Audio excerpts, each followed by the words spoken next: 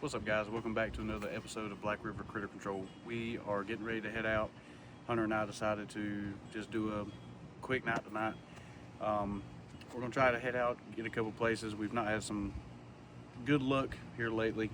Full moons, we think, it's kind of messed us up a little bit, but we have shot some on the full moon, but it just kind of depends on the night. So come along with us. Hopefully we knock down a couple, and we'll see what happens from there. I'm gonna let Hunter go over his new rig that he's just got. Pretty exciting, different. So hope you enjoy.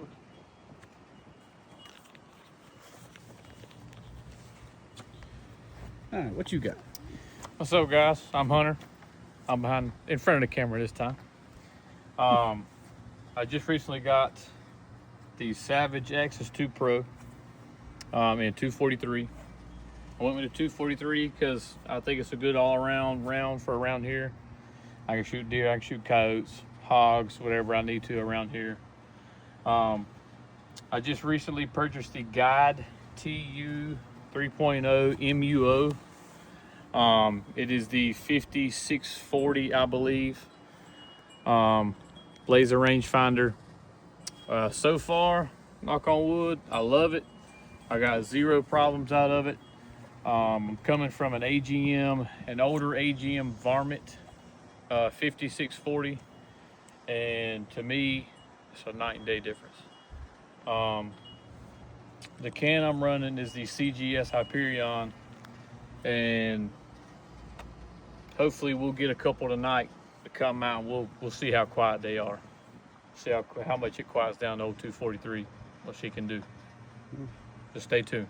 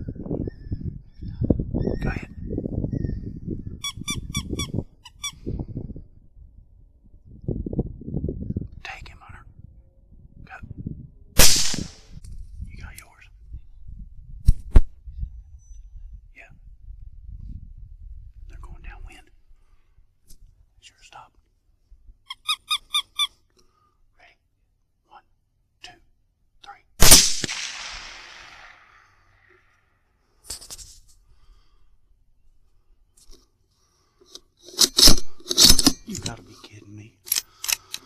Okay, he didn't go far. Okay, one still. Yeah. 1, 2,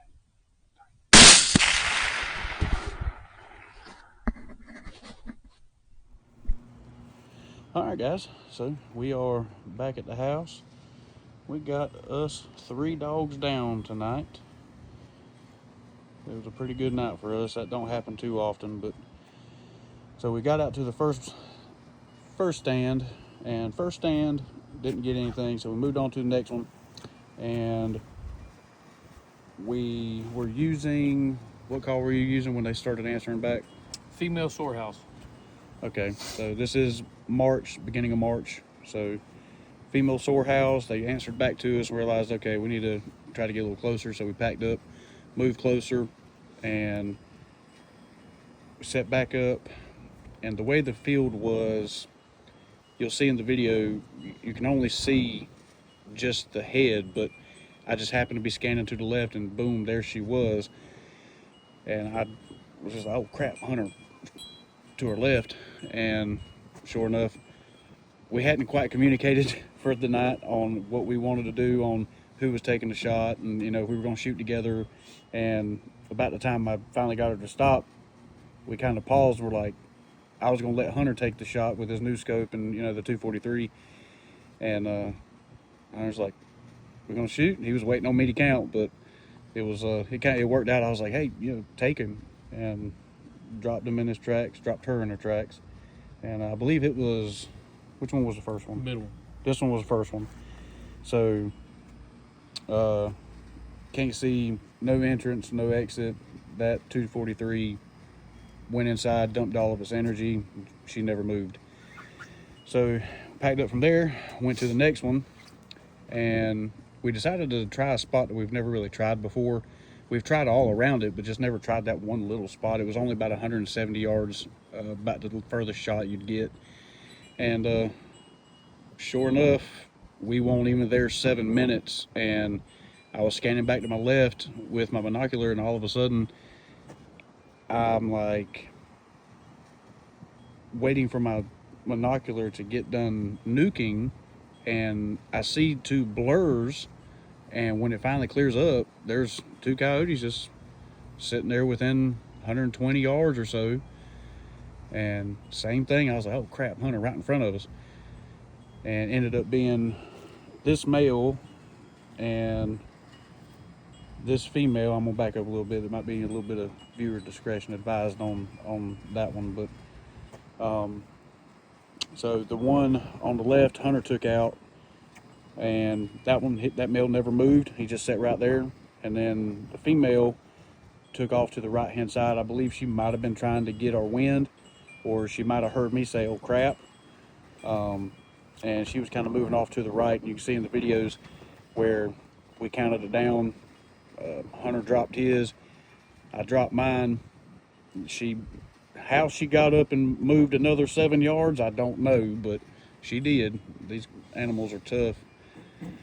So, but other than that, I don't know. Hunter, what you think about your 243 and your scope? So far, knock on wood. No knock on your head. I like it so far. No complaints. And as far as I know earlier, I was talking about we'll see how the Hyperion done with as far as the can, and I'll let Ricky answer that. So that first coyote he hit, when he shot, he's been going back and forth on if he wanted to put the keep the Hyperion on, or if he wanted to switch over to the Otter Creek Labs Polonium.